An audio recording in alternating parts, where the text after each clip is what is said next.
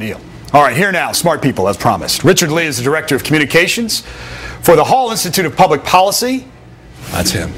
And Susan Del Percio, Republican strategist and founder of Susan Del Percio Strategies. Thank you both for being here. Thank you. Susan, let me begin with you as we discuss, and you heard Andrew and Melissa were talking about the GOP here. You have the top of the ticket, Carl Palladino, not the choice of the established party, and Ed Cox saying, though, he's done good to get the base out. I mean, what's happening tonight? Because you do have two races, statewide races, where the polls indicated that the Republicans are close. Or tied. And they are, and I think it's probably in spite of Carl Palladino at this point.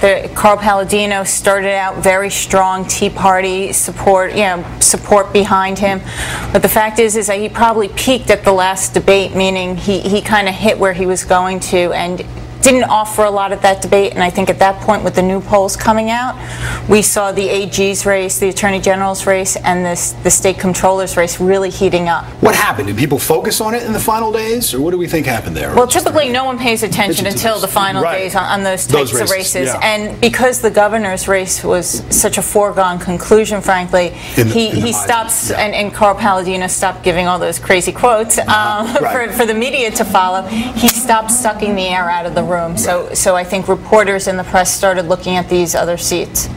And you also have an issue of the aqueduct bidding contracts comes up for Eric Schneiderman late in the game, where Donovan then tries to paint him as part of the insider culture in Albany, and one has to wonder if some of that stuck. That definitely rubbed off on him, and I think also the fact that you have about 10 congressional races that are deemed in play, and you see turnout driving that because a lot of people are unhappy with what's going on in Washington right now. Okay. So all of that just kind of peaked at the right time for the AG and the controllers. All right, we'll get back to that. Richard, obviously you're in New Jersey, the focus on Jersey. Brian Thompson's been doing some reporting. We are seeing some Tea Party influence in the tri-state in some of those races, or a couple of those races. Yeah, the most interesting race of late is the 6th district, which is Monmouth and Ocean County, where Frank Pallone, the Democrat, has been in office for over 20 years, I believe.